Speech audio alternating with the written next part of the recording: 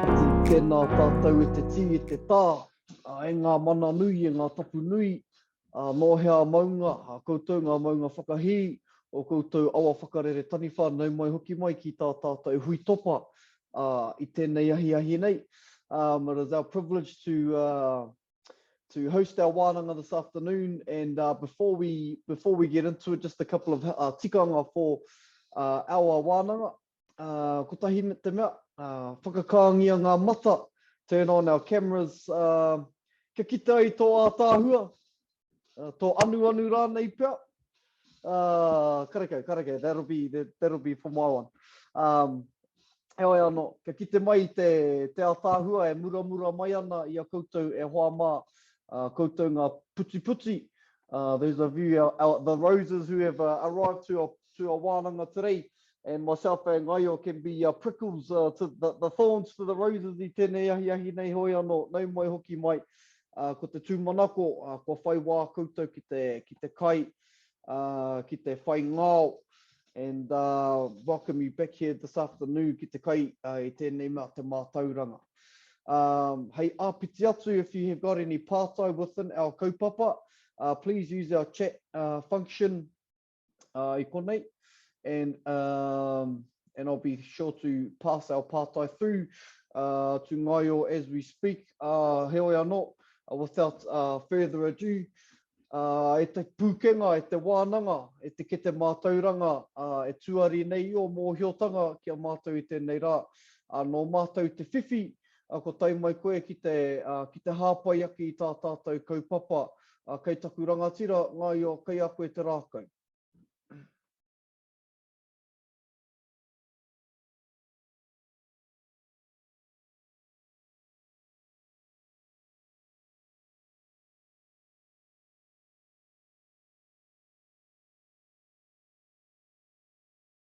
Aroha, I forgot to push the mute off. Tēnā koe rangi nui, tēnā koutou, rau rangatira mā, no rua tāhuna no waikare moana ahau, o waikare moana te waikaukau o aku mātua tipuna, o tūhoi, o ruapani, o Ngāti Kahungunu nā iwi, ko Ngaio Tiuka ahau.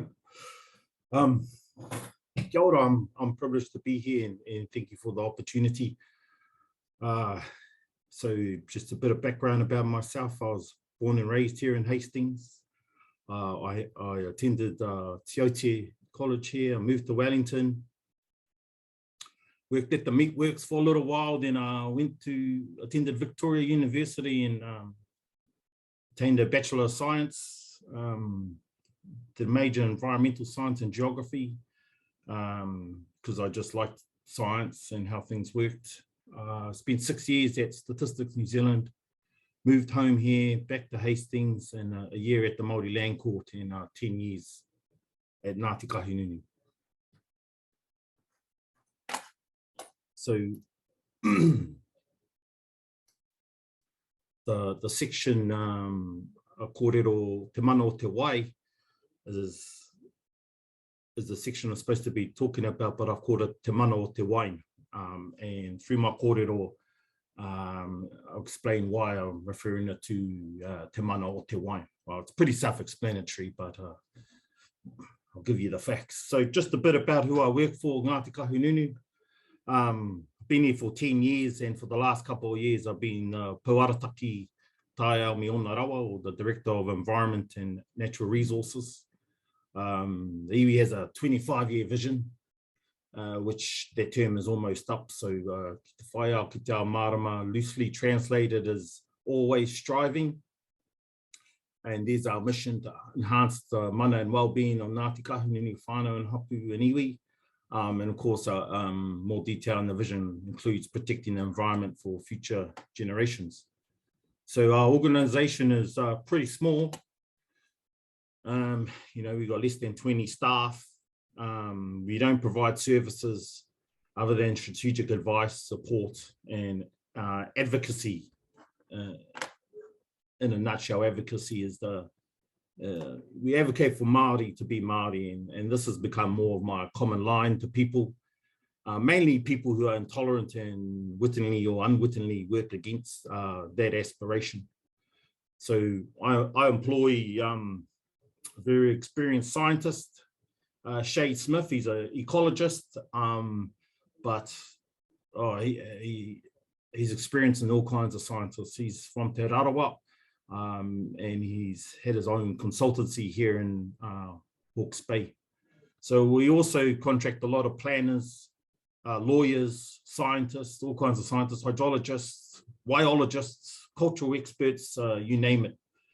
And we collaborate with a tai whenua, marae, hapu, whānau, PSGEs, or post-settlement government entities, trusts, Crown Research Institutes, education institutes, any helpful Pākehā institutions, really.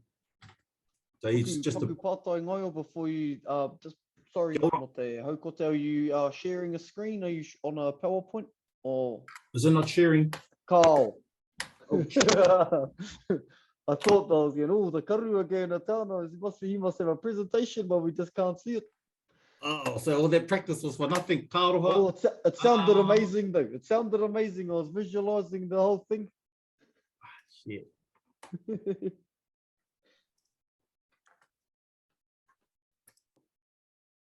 Can you see now? We're at Kāroha. Oh. So, yep, I already went through that. There's my whakapapa. My whānau are part of the urban migration to Hastings. Yeah, so te mana o te wine. Apologies. So this is who employs Shade Smith no Te Rarawa. He's a resident scientist. And this is just a bit of background context to help understand Kahungunu. So this third largest iwi population, about 82,000, second largest geographical area, 6 tai whenua, 7 PSGEs, 8 district councils, 3 regional councils, 3 district health boards. It's a big rohe. And just quickly, some of our freshwater policy that guides us, just the main points in the red. It's always, being refined, but hopefully our principles and tikanga are obvious. So what I really want to talk about is how the environment and our health or hauora are intrinsically connected. Working for the iwi has highlighted numerous issues with the management of our environment, including how tangata whenua rights and responsibilities have been treated, or more precisely, largely ignored, and our cultural relationship with the environment has been eroded. Streams treated like drains, springs and waterways running dry, and our water table, groundwater, is dropping, and water abstraction holds primacy. So hence te mana o te wine. And then I've just taken a quote from Thompson Hokianga, the bottom there. The state of our waterway reflects the state of our people.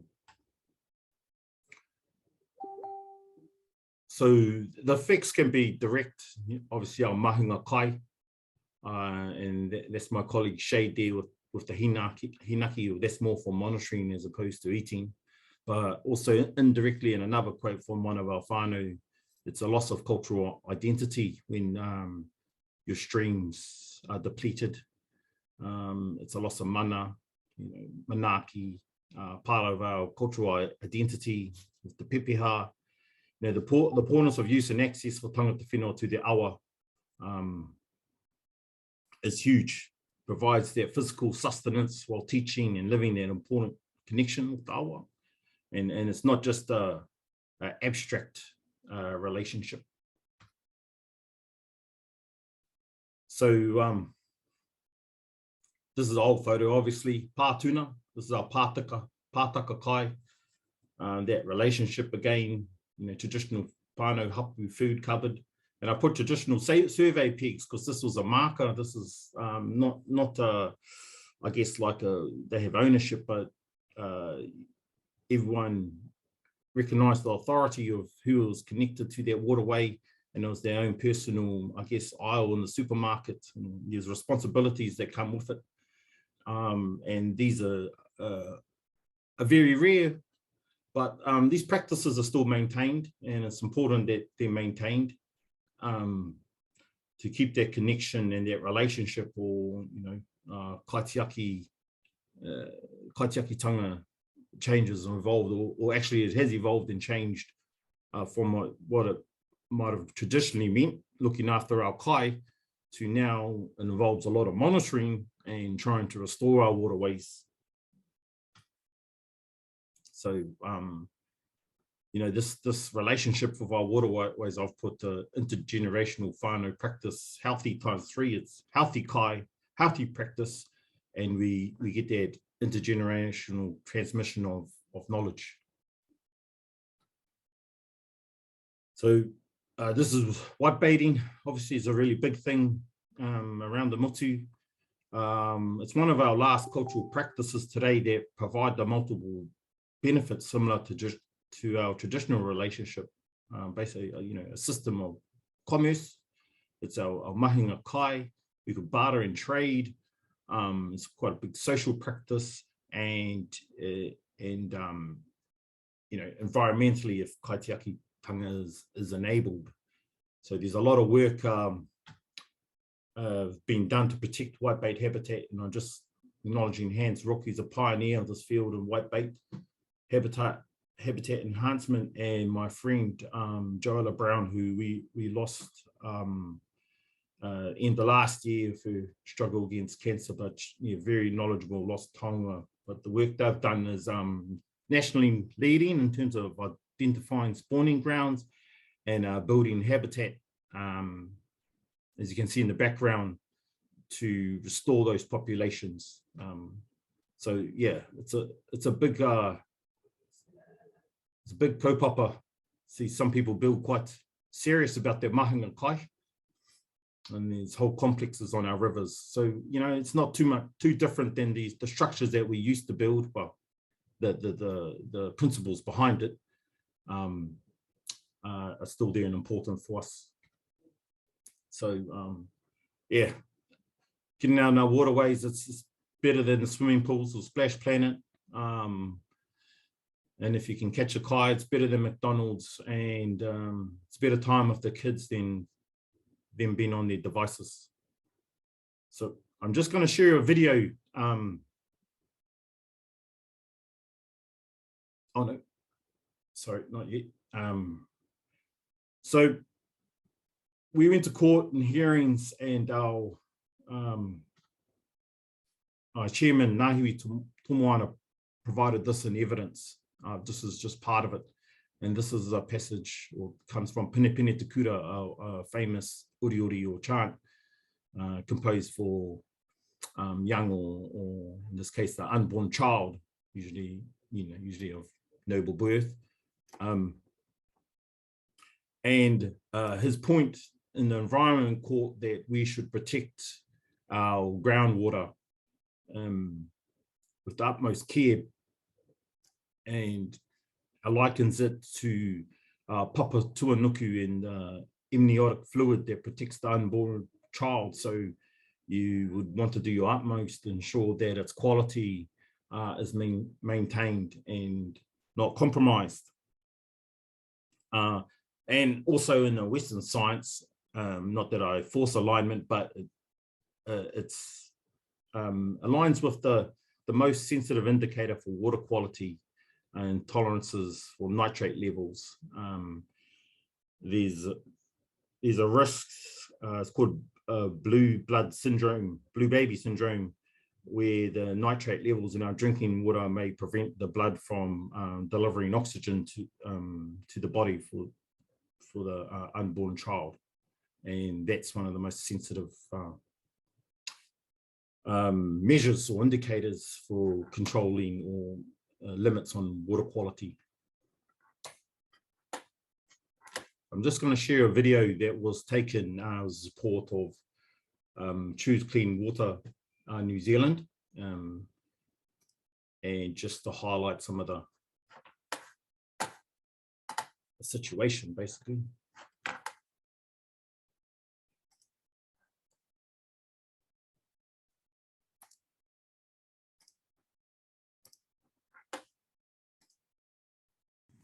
Here taunga hoku nui, here taunga ararau, here taunga haro te kahu, here taunga takotono. I'm imagining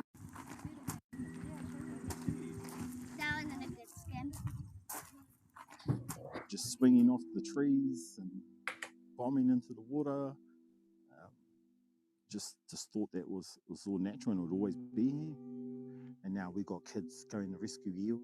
You've seen these eels crawling into the mud trying to hide from the sun, and no water in the stream. It's no longer a stream.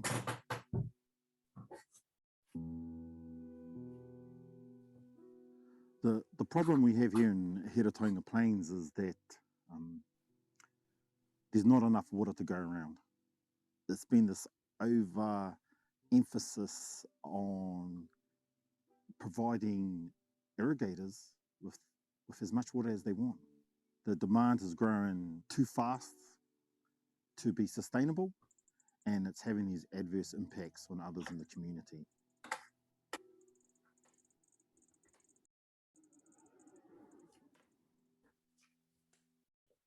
You could just imagine this being really deep, because you can see how up there it's shallow and then it just comes down like a huge bone. But I think under those like grass and stuff over there, there'll be like eels and fish hiding.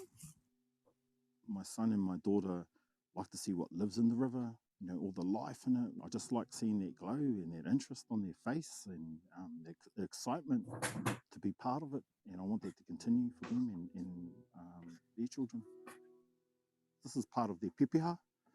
It's part of the whakapapa of the way to connect with what your ancestors connect with the whenua, with the waterways. We're not just saying words that ko ngari roro te awa, but you're immersing yourself with those waterways, and you're understanding what made it so important for your tupuna, for your forefathers. And the reason it's part of our pepeha is because it sustained us.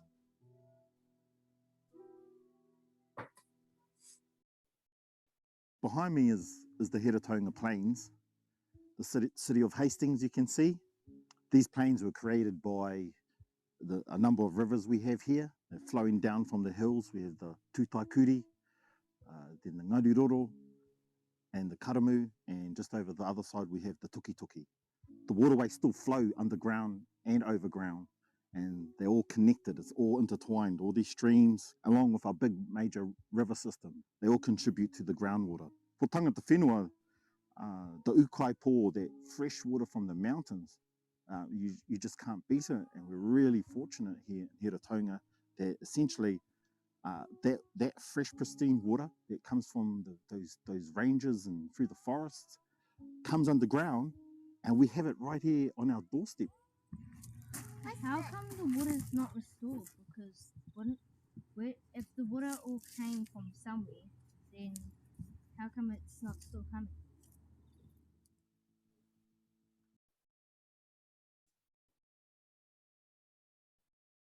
If you think of all these straws going into these lands, sucking out water, some people have got a bigger straw and they can take out more than others. The population has grown, but that's been a relatively steady increase of water by and large. Well over 50% of the water takes is from irrigation. And the risk is that's going to continue. And you see the springs flows dropping, and we think we just take more groundwater and flow it chuck it into the stream, or we do more water storage. That's the opposite of sound, sustainable water management. Our waterways shouldn't have to rely on a consent to replace our springs with taps. The private benefiting businesses, industries, they can exist in Heretaunga, and they have for decades. But where it starts impacting on the general public and those basic necessities of life, then that's a step too far. and that's contrary to respecting Te Mana o Te Wai. The first right should be to the waterways itself. What does it need to sustain itself, to keep the river going, to respect its mana, to respect its mauri, and then we look at people. Everyone should have an ability to drink from it or to immerse and swim in these waterways. And we're trying to have that conversation after too much water's been given out. And that's a hard conversation to have, but it needs to be had. The greater the loss of streams, the greater the loss of our communities to interact with the environment, and they just feel helpless. You know, if we're supposed to be tangata whenua, an obligation for kaitiakitanga, then arguably we're failing in that regard.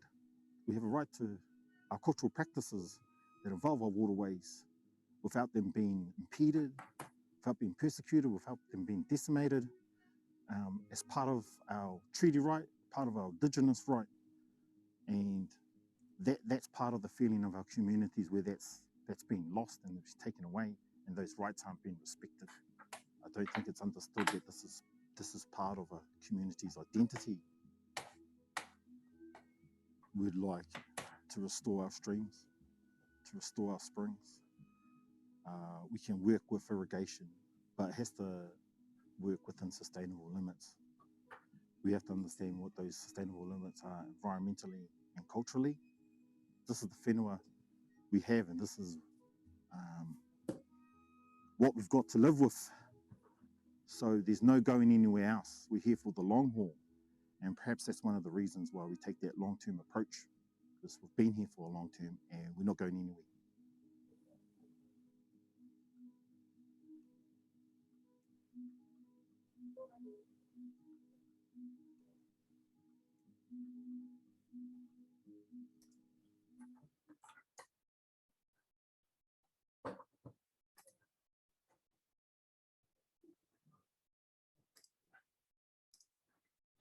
Kia ora. I stopped sharing that.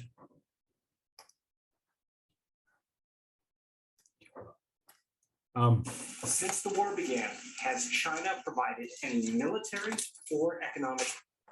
Oh, geez. Any pātai? Anei tētahi e hoa. Thinking about sound, sustainable waterways, how do you get ahead of the kōrero now when so much has already been taken away? Yeah, good pātai. I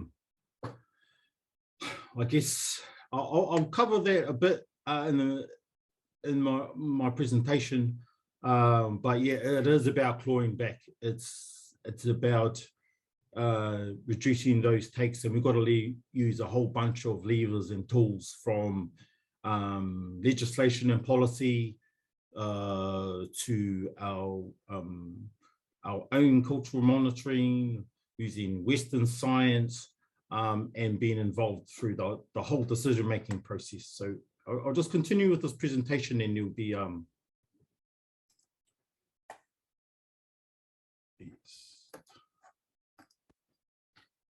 yeah, so the exciting part, legislation and policy.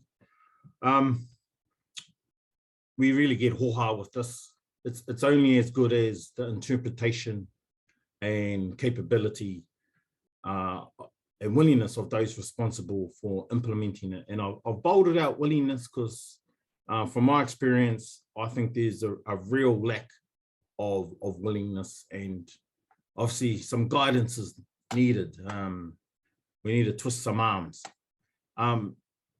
First, when you're talking about legislation and policy, it's important to note that kahungunu or tangata whenua in general never relinquished their rights, our rights in water, in fresh water, and the Waitangi Tribunal have acknowledged that Māori have rights and interests in our water bodies, and the closest English equivalent is legal ownership. And Ngāti Kahungunu has joined Ngāi Tahu in taking a case to the High Court to affirm our rights and interests.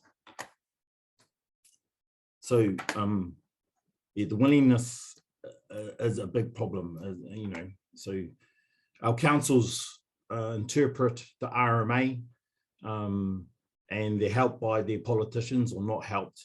And, you know, sometimes our culture may as well be from Mars if it's in personal conflict with the decision makers and management culture. So the Resource Management Act, this is all changing, but this section 6 is supposedly the strongest point of leverage we currently have. You know, recognise and provide for the relationship of Māori with their culture and traditions. So this is about a relationship, this section of the Act, and protecting a relationship. This could be a lot stronger, but even this isn't implemented. And it's up to our local councils to interpret the law, and they write it in their own regional policy statements or regional plans, and they can be different across the country. And some of the documents that help them is these national policy statements or national environmental standards. And this is the latest one, the National Policy Statement for Freshwater Management 2020. I mean, they pulled one out in 2011, it changed, 2014 was a new one, 2017. This guides councils on how to implement the RMA. Every year there's more and more policy provisions for Māori to help us, but there's little in changing the outcomes. There's all find ways to work with tangata whenua, or the new one, Te Mana o Te Wai, which I'll be getting into. But as I said, there's little actual change in the outcomes. So how does wine have mana? Well, basically, as was in that video, irrigation have been allocated too much water. And the council in denial. So this is from an article where the council said that basically it's due to climate change that the stream runs dry. This isn't an ephemeral stream or a stream that runs part-time of the year. This is a stream that runs all year round, or used to run all year round. And according to the leadership of council, it's a natural occurrence. We had to challenge that. And I contacted the journalist Tim Kitchener from Radio New Zealand and provided him with council's own groundwater hydrology data. And yeah, that's the statement that the reporter made. They got found out. It's actually man-made, and it's two man-made reasons. It's over allocation of water or over abstraction, and there was an illegal diversion of the awa where they scraped the bottom of the river, and there was a lot of loss into the ground of the water that contributes to this outcome. So the council is liable, and my take is admission could be very expensive on their part. So they're trying to keep the irrigators happy, and they're okay with keeping Māori or ignoring Māori. But what has happened in this community, it's a race to the bottom. Basically, if you see that big well in the middle, in the cone of depression, they're sucking out the water with the big pivot irrigators. You know, the nearby community with the personal drinking water bores, they can't compete with $1 million pivot irrigator, where it's, you know, sucking out the water, sort of like those the oil drillers. And if you've seen that movie, There Will Be Blood with Daniel Day-Lewis, you don't actually need to be right under their doorstep. You can suck it out from the side, and our drinking water supplies are not protected from these large industrial balls. So our community of Bridge Pa, it's a very Māori community, ran out of water, and every summer it's like this, and it never used to be like this. And you would think with what's happened in terms of drinking water, especially here in Heretaunga, that, you know, this would be obsolete or the practice would stop, but it continues. There's another community called Unga. It's not so much a Māori community like Bridge Pa, but it's still a community nonetheless, and they're competing with large water takes next door. And it's justified through policy, and it's actually just a footnote in policy called efficient ground takes. So bear with me. This might bore you a bit, but I mean, this is the level of detail you have to get down to in the rules in the Hawke's Bay Regional Resource Management Plan, Rule 53. You don't have to read the whole thing, but it's basically used to justify that, you know, they say your bore's not deep enough, so it's inefficient. So basically hard luck, dig another bore. But you're really just racing to the bottom and going deeper and deeper, and the water table's dropping. In other words, it's called mining the water table, or hydrology speak is overdrafting. So what this tells you is that this has been a constant decline in the water table. This is the oldest recorded well in Heretaunga, and I think there's meters on the left there. It's just continually been dropping year after year, and it doesn't recharge, or it should bounce back with the winter rains, but it's not happening here. And if you read down the bottom, all kinds of problems occur when you start taking more than what's being replenished. It's just logical. So streams start drying out. We start losing springs, and there's all kinds of problems. And this poor community in Bridge Pa, where their land was sold from underneath them, look, the common story, and they all moved to basically a reservation or reserve, which was Bridge Pa, and lots of whānau left the community because, you know, they've pretty much lost all their land. But now they've lost their river, their land, their river, and they've lost their drinking water. Yeah, during the catchment hearings, some of the evidence from the whānau where they can't get drinking water from their taps, they have to cart it from elsewhere, and then you had the delivery guy delivering fizzies, and that became the normal alternative. So there's all kinds of indirect health impacts. And do you think that the whānau care about the sufficient policy, or all these words that justify? This is the same stream that was the picture where it's totally dry. They're all in there because they're celebrating the rare occasion where water comes back. And this is part of the underlying problem. That top pink column is the increase since 1980s of water abstraction for irrigation. It's just gone up continuously, and it's been assumed that it's the supply is unlimited. This is the stream up by obviously the wineries, and you can see the state of it. That's when it is flowing. It's not very, high nutrification, high in contaminants, and these waterways are controlled.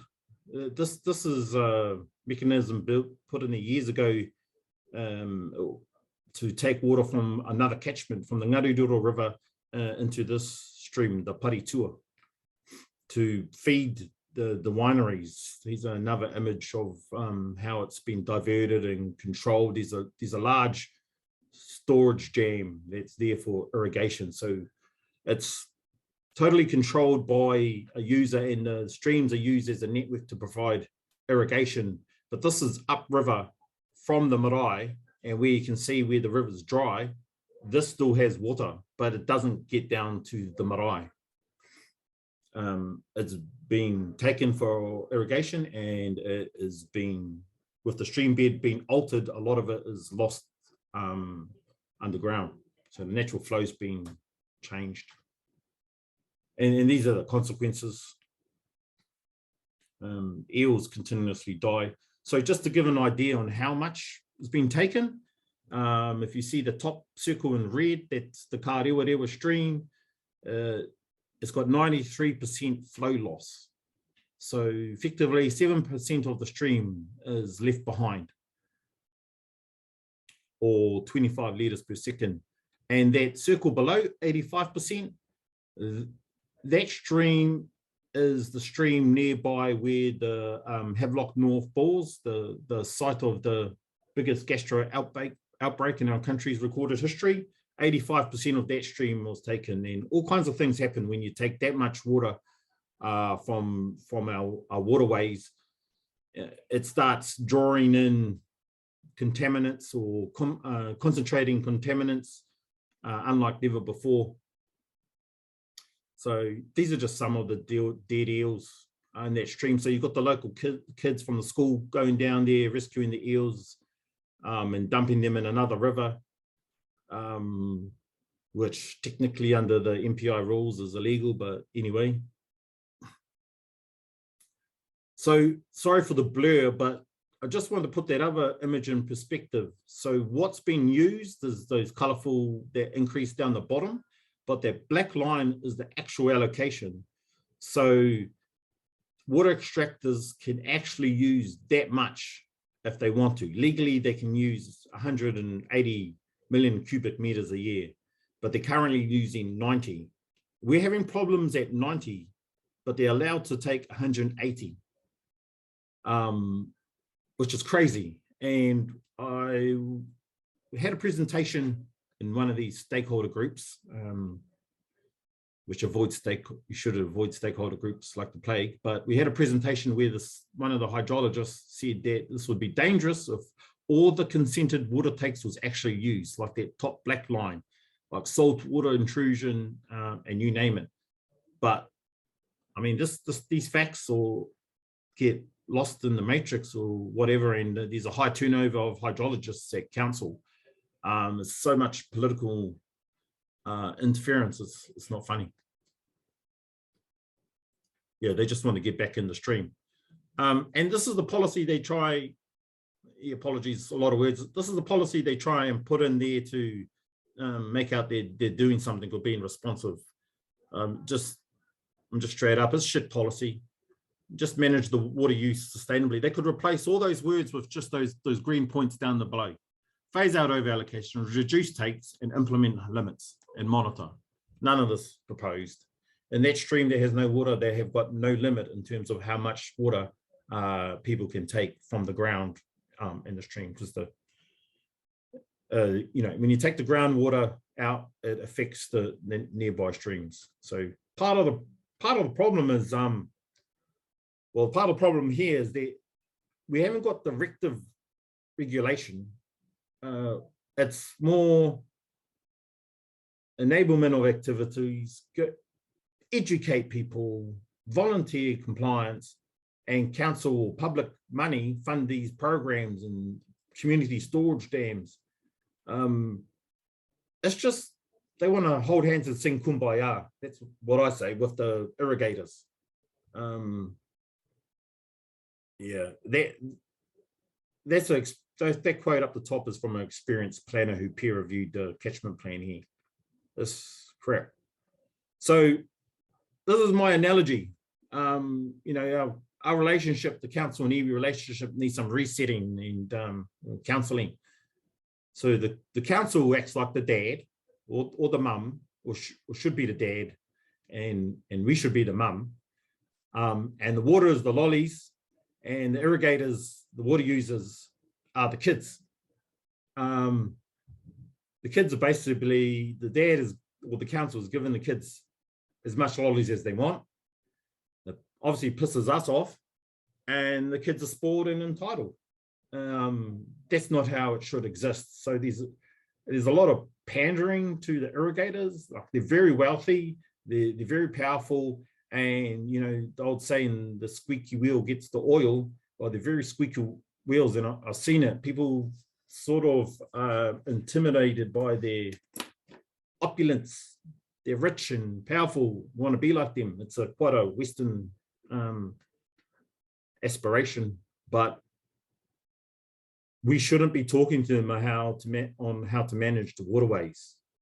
The only consideration, from my perspective, is we don't want to destroy them, the economy. I mean, that's the most common kōrero that's thrown at us. We don't want to destroy it overnight, but we want changes, any kind of change over time. So there's been no reduction in water takes from the bridge pa catchment.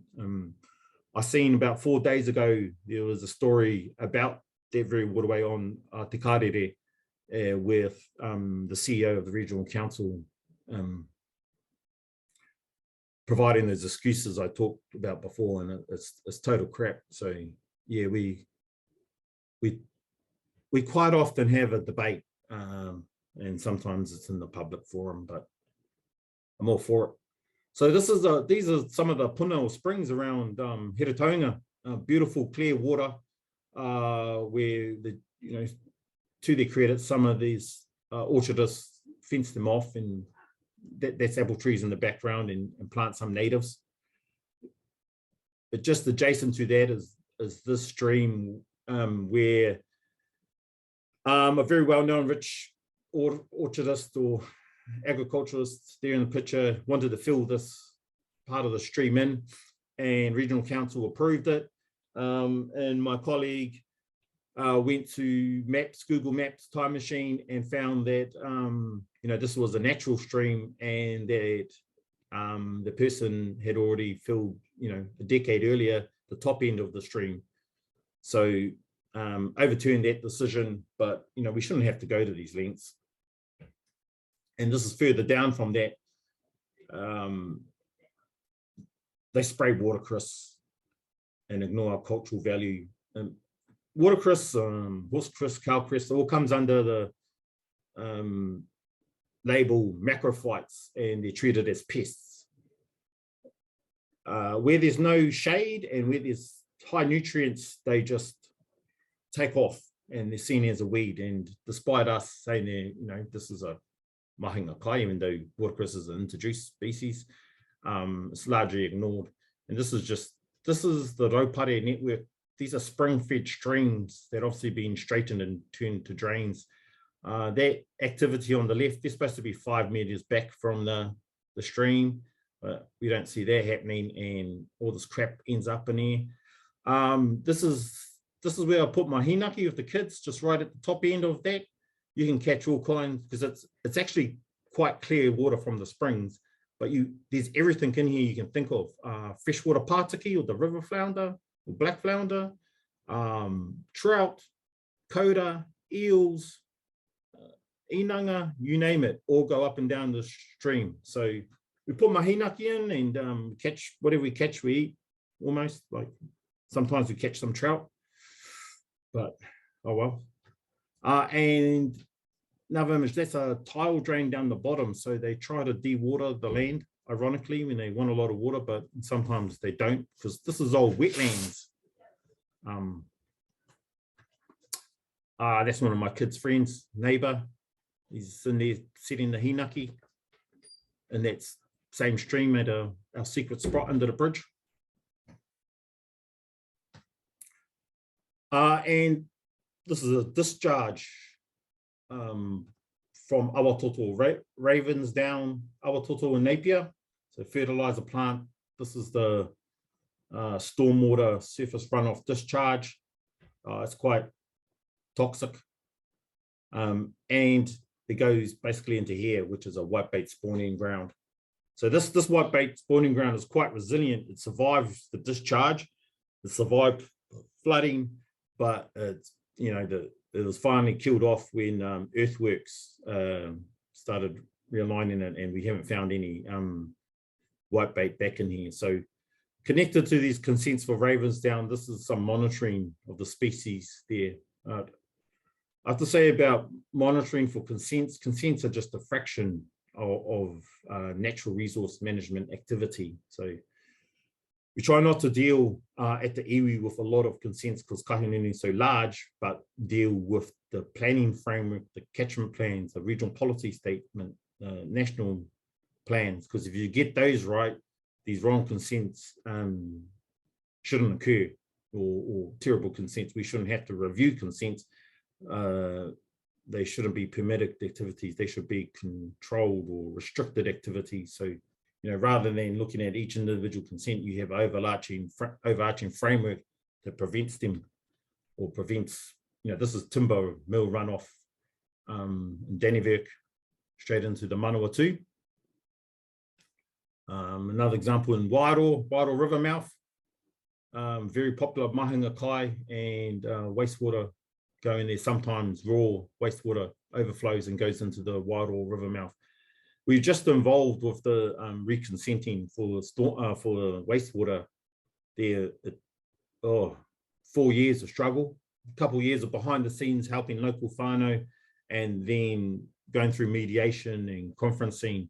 The Wairoa District Council said that there's no mahinga kai in the Wairoa River mouth. And if anybody knows people from Wairoa, I think it's got the highest proportion of Māori than any other town in the country. And every person from Wairoa I know, they're avid fishermen. They're covering streams all over the motu. The streams down here in Heretaunga, you always find someone from Wairoa fishing. The auntie up in one of the other photos, white baiting, she's from Wairoa. They practice mahinga kai. Asset management, gravel silt extraction. Oh, just another kind of stuff up, like they're piling up with silt. You might not see it, but they stopped it. They stockpiled it right next to the river, and then along come a flood, and that all ends up in the estuary, smothering habitat. And on one hand, we're in discussions with council and others trying to reduce the sediment. We were aiming for 30% reduction, and on the other hand, you got the asset management team basically doing their own thing and causing a significant, not risk averse, basically.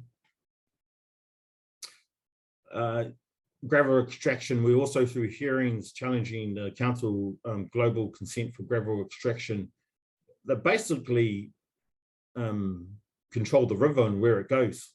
You can't see it in this picture, but it's a significant issue that, I know a few years back, whānau, I won't name where, their response was just to vandalize all the machinery continuously to try and stop them changing the river. Yeah, these are streams treated like drains. That's close here. So forcing change, case law. We were involved in the case, environment court case versus regional council back 2014, the decision 2015. And this was prior to the biggest gastro outbreak in our recorded history that happened Havelock North. And our drinking water comes from the Heretaunga aquifer, and that's what our case law was about. So the regional council proposed to remove the objective of no degradation to the aquifer from the regional policy statement. And so this is where the kind of weasel words, and you sort of have to become a wordsmith and go, well, what does this actually mean? And they wanted to replace it with suitable for human consumption. And they said they were aligning with the national policy statement, which I showed you before. And that national policy statement used this word overall. So manage overall quality of fresh water. So basically, and through MFE, Ministry for Environment guidelines, they said, well, this enabled averaging. So basically you could allow some part of the waterway to become degraded and increase the quality elsewhere, and let's measure it on an average, which we went to court and argued that was contrary to the RMA, among other things, and it was just stupid. Long story short, the court agreed with us, and there was a lot of eyes on this case because MFE were going around the country basically saying you can measure water quality and average it out.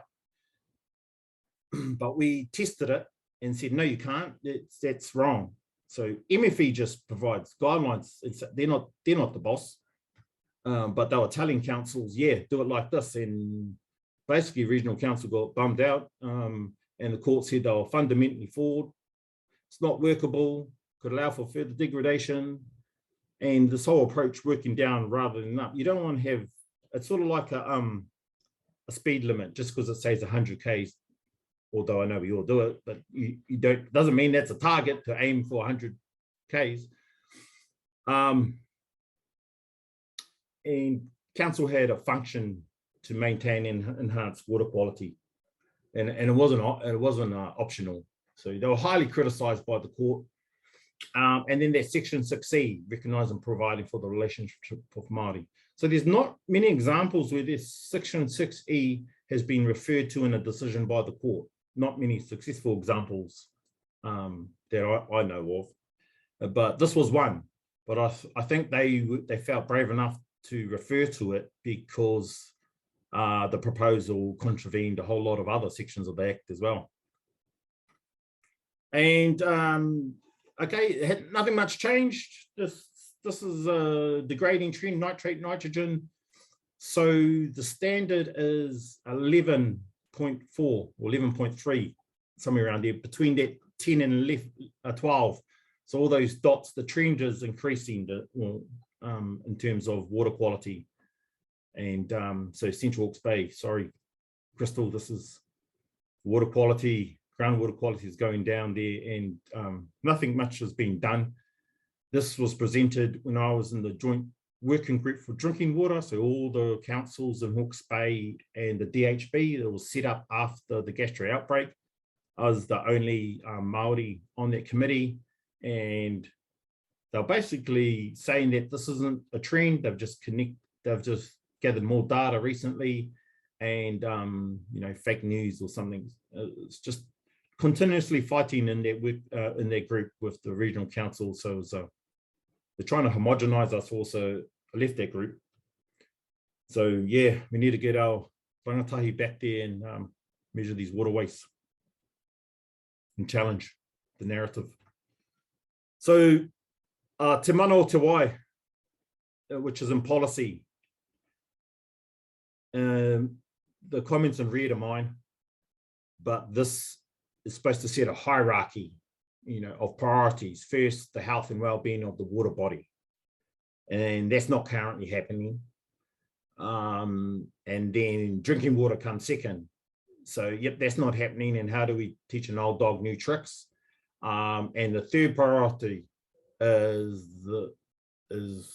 social, economy and cultural. So that's the old trick, the council or those, there's so much emphasis on the economy. Yeah, I mean, this te mana o te wai obviously naturally aligns with us that water is a taonga and it should be given the first priority, but it's not necessarily happens.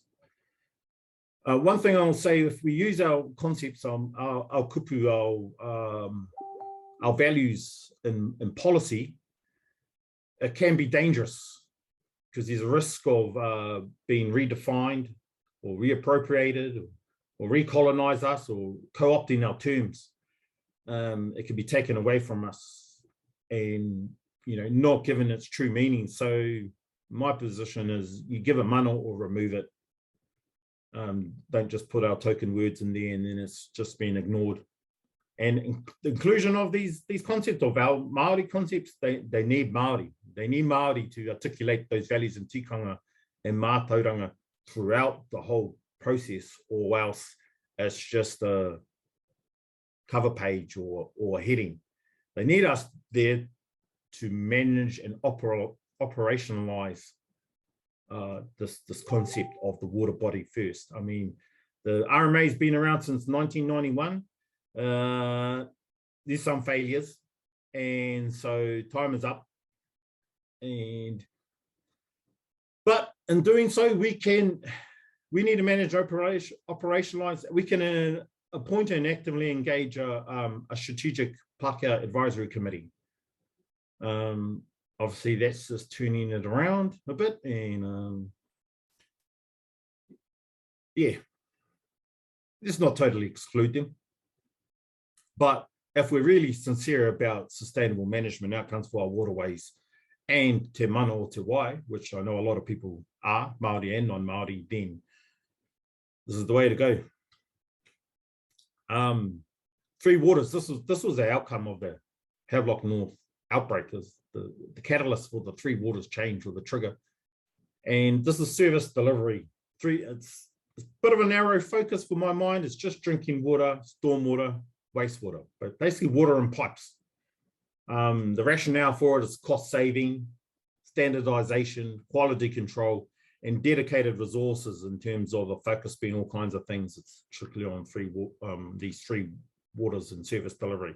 It does not protect our waterways per se. And I've seen some of the videos about the three waters. That's a bit misleading. This does not protect our waterways. And it's for Māori engaging on the three waters, they're really focused about all water and protecting our waterways, or we're all focused on that. And then we have to talk about this one little component. And the focus is on district and city councils. Regional councils been let off the hook. We need greater protection at source, e.g. the aquifer. Taumata Arawai is this new entity which covers just the drinking water aspect of those three water services. It's the new National Drinking Water Service Regulator. So there's a whole lot of legislation changes. So this new regulator won't compete with other council functions. So it's taken off councils, our district and city councils, and they're responsible. Taumata Arawai will be responsible for water and have oversight. There'll still be a role for our local councils, but they're going to have this, this body watching them now, which will mean everyone who's not a self-supplier, if you're not just water for yourself, and you're not on town supply, but if you're at a network of drinking water supplies, like a I don't know, a school or a marae or the papakainga, you need to do a drinking water safety plan and register with, it used to be register with the Ministry of Health, but now you have to register with Taumata Arawai, which, I mean, that's a lot of work for our whānau. So for Maraean communities, I would advise not to do it, I think, after August this year. If you do it before August, you've got all these, regulations you have to abide by.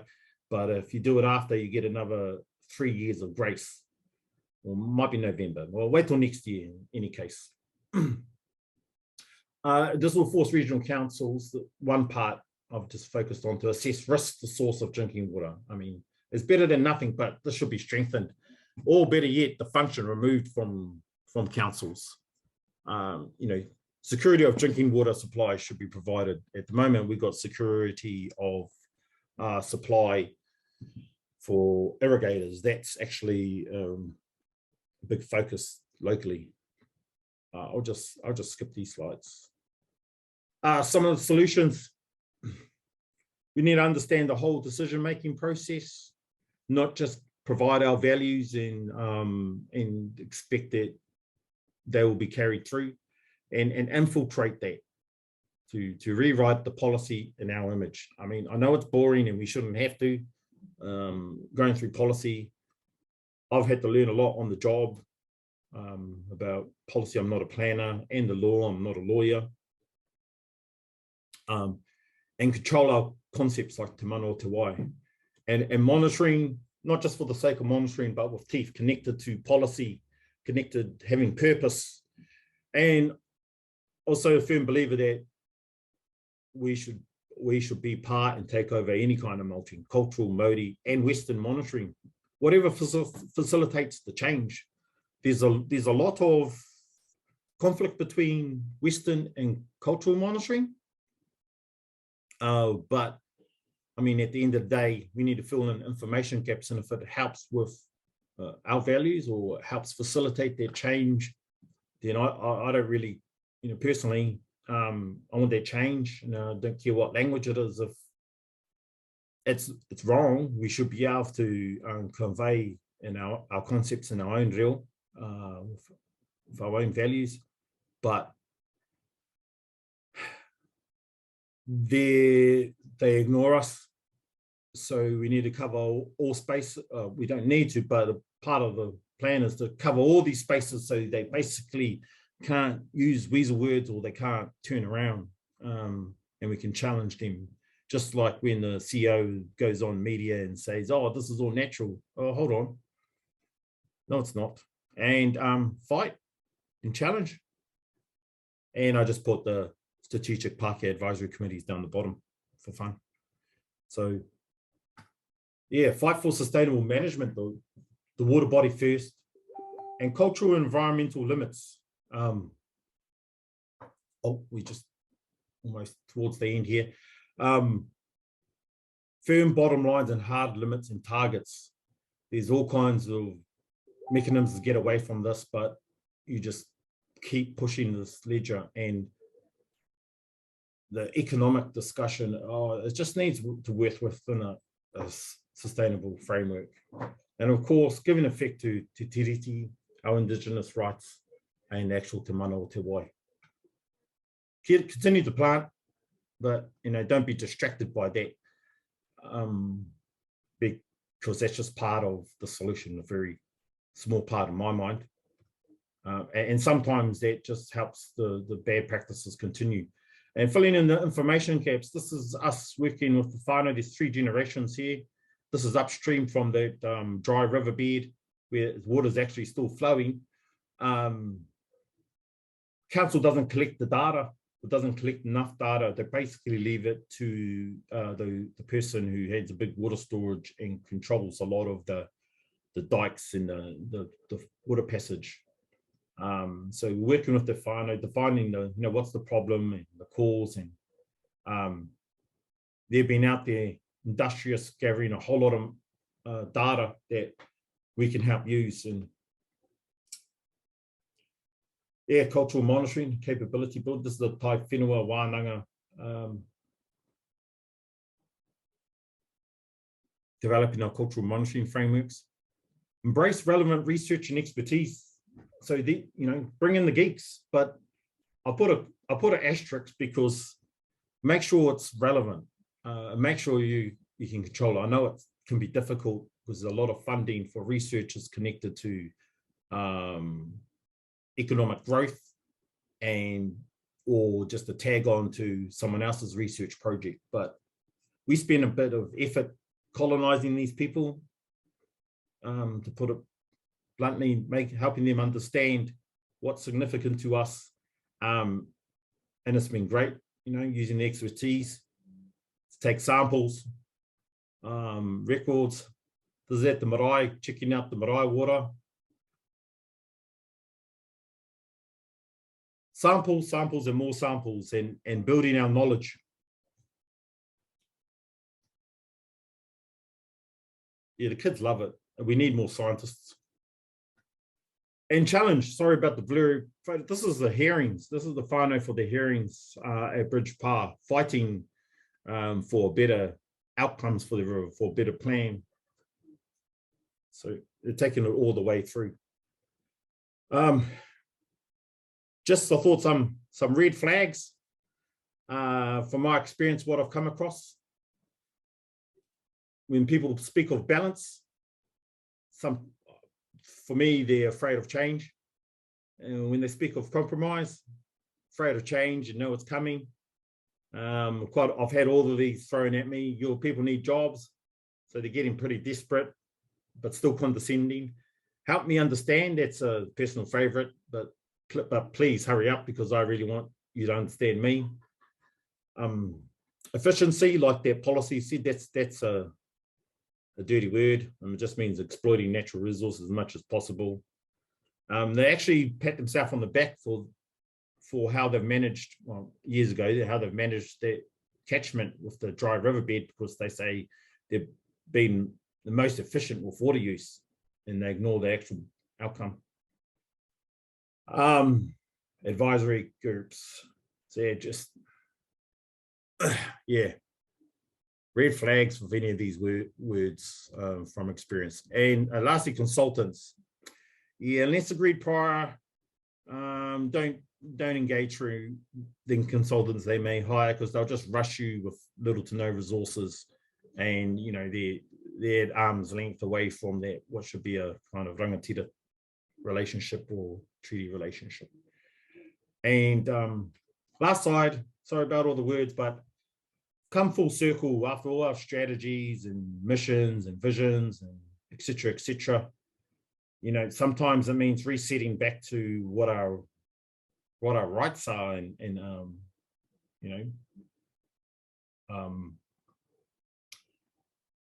tikanga, and declare them. And I think that's where we've been forced to head with our claim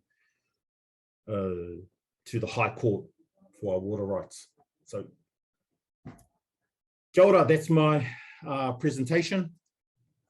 And hopefully some people are still here with us.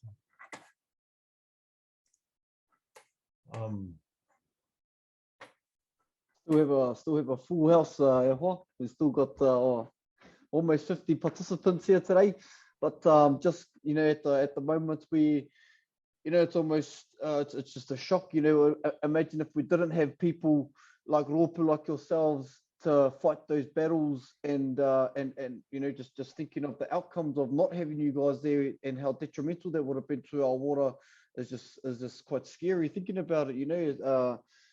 Especially when there's the whakaaro around taking an average around water quality and say, oh, you know, this water, this puna over here is almost, you know, is almost dry. However, another one somewhere else, so taking that average sort of, you know, that kind of whakaaro, you're thinking, oh, geez, imagine what could have potentially happened if you guys weren't there to step in and really, so yeah, as I was saying before, fight those battles for everybody. And so some of the, which leads me to some of the pātai around that people had shared was, sometimes these conversations, I think the willingness to help is there sometimes, but just don't know where to start. And the picture and the problem sometimes feels like it's too big, and you don't know where to start. So yeah, this was one of the parts. So can you give us some small achievable steps? As to, I know you alluded to some of them in your kōrero, but in case there were other things that you could recommend. Yeah, so with our engagement with the whānau, either at the marae, hapu, just they obviously feel quite helpless. And so when we go to the hearings or engagement, if prior to the planning process that controls our waterways, if we're not getting any traction for change, then we have to force it through the hearings process. And a lot of our whānau worry about, oh, what's the problem, solutions, etc., etc. And we try and alleviate some of that by saying, oh, you know, obviously understanding what's their concerns, but we digging into those details. And what I've shared with them, I want them to build an evidential case on telling the story on how their values, on how their cultural practices have been impeded, and really documenting that, like with data, and helping your Pakeke and your kaumātua convey those messages, and building up their case. For example, saying, I heard a kaumātua talk about how he used to go eeling and provide kai for his father regularly on a weekly basis, and because there's no stream, he can't do that. His children can't do that for him. So that's affected their culture, their cultural relationship. And like what I pointed out to that statute, section 6C, protecting our relationship with culture, then you refer back to it, you're saying, hey, look, this is how it's been affected and it's been documented. One tip of advice is, if it's a cultural practice that used to happen, like they say, oh, we no longer do this, sometimes, unfortunately, the decision makers say, oh, well, hard luck, it's gone. But if we talk about how it's been reduced and we want to restore it, that it still can come back, then we document that evidence and provide that story. And then we use some of these key words in legislation, like kaitiakitanga, our cultural relationship, that's all in those policies, and etc. It's a bit of a ball. And one really strong kupu or concept is tikanga. That's gaining prominence in legislation, and all the lawyers are getting really excited about it because it's ours and we own it and we can interpret it, and it's just gaining so much strength. Rawe, tēnā koe, Ngaio. Another pātai here. It was, I've heard that growers are moving towards less climate resilient species as the consumer wants them. And in turn, the growers are asking for more water tax, and because it's economic primary industry, government has had to bow to it. Have you heard anything similar? Yeah, they should be. They should be using less water demand species, but that's not really happening here. So the density of crops or trees is higher now, intensive dairy farming, intensive cropping. So they're planting different species that require more water. And I heard from orchardists directly that they could plant one species and it would be fine, but they're looking at planting different species more densely because they can make more money. And council's not telling them, no, you can't do that. And in fact, there's sort of been like a race here where a whole lot of land use change, a whole lot of old trees have been chopped down and more densely planted trees have been planted. And they call them 2D orchards, where you can use a mechanical picker to pick so there'll be less people picking the apples. They'll be aided by machinery picking the apples. So they're racing to change the orchards here so that so they can actually use the water and it won't be taken off them. And there's another policy where juvenile trees have been included that they require emergency supply of water. So emergency water is for things like firefighting and drinking and water for stock drinking so they don't die. So there was a march, I don't know, a protest a few years back where all the orchardists had all their pickers paid them to go to the march and saying, we want water for our dying trees. The problem is they shouldn't have planted so many trees and they knew that they didn't have water for it and they were going to die anyway, but they were telling everybody, oh, please have sympathy for us. And they're lobbyists. I mean, they're approaching some of the whānau and asking them, oh, you don't want our trees to die? And of course, some of the whānau say, no, we don't want your trees to die. But they've been greedy. They planted too much and the water isn't there. Kia ora hoi, and just a couple more pātai. Listening to your kōrero, there seems to be a demand for skills that require walking between both Western and Māori worldviews. If you could prioritise one space, like education, policy, iwi, whānau, in an ideal world, where would you suggest we focus our energy the most to ensure future wai sustainability? Ooh.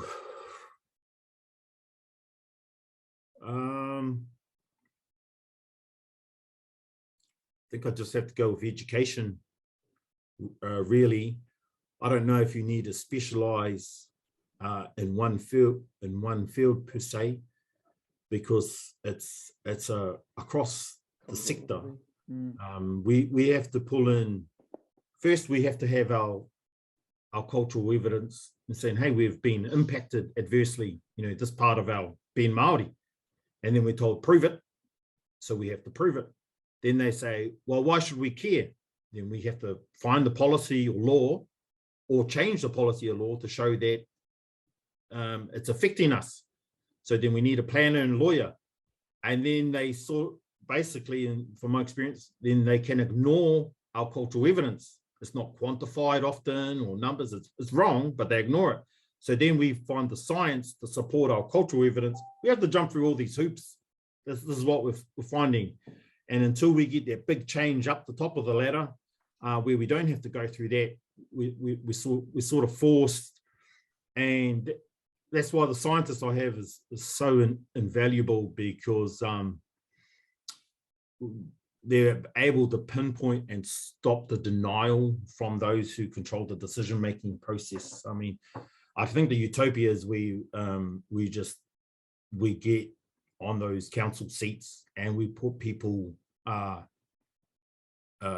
who not only have the knowledge but speak up in those sectors and institutions.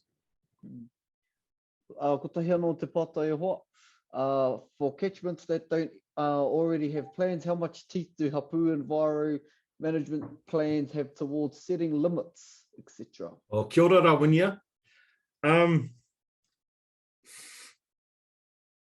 Environment management plans, I can't remember, they have to take into account iwi plans. That's the responsibility, that's the requirement of council, and taking into account is quite weak. But if you have limits in your plans and everyone is on the same page of understanding how much water can actually be sustainable taken from your waterway, or how much discharges that waterway can tolerate, and you're all on the same page, then it's a lot harder for those councils to ignore. And there's a lot of changes coming within the new legislation that it's going to make it nigh impossible to ignore. So my advice is bring in the expertise you need to understand what those limits are relative to your cultural values, and then get everyone on the same page in their catchment, all the whānau hapu, so you're saying the same thing. This is what we want. And don't be distracted, unfortunately, by just planting trees, because council will say, okay, we're going to have a planting day. And then sometimes I've seen it happen, that the opposition to the management sort of goes to the side because people, we want something tangible, and planting a tree is tangible. But or they'll try and come up with another proposal, like here they're saying, well, we'll store water and we'll have environmental flows. Oh, that, excuse my language, but that's a load of crap. And augmented flows is another dangerous precedent. Sort of just go to Christchurch. This is where some of the bad ideas come from, and our council's trying to import these bad ideas from down in Christchurch. And yeah, it's terrible management down there. We don't want any of it. Kia reo hoa. No reira, there were a couple more parts. However, our time here won't allow the last couple, but we will add them into our Slack, and if we've got time, we might have a look at them a little bit later on. He oi anō, I mui te wehenga, e tika ana kia mihi ki a koe, e te rangatira, me te rangatira o au mahi, me o mātauranga I tuarihia e koe. E tika ana ngā kōrero keep fighting the fight, and an awesome tauira for those of us who are moving into those spaces and looking after, our roles and responsibility as kaitiaki of our waterways, and highlighting some of the issues and even how to start addressing the issue in our own hapori, within our own whānau, me rā mea katoa.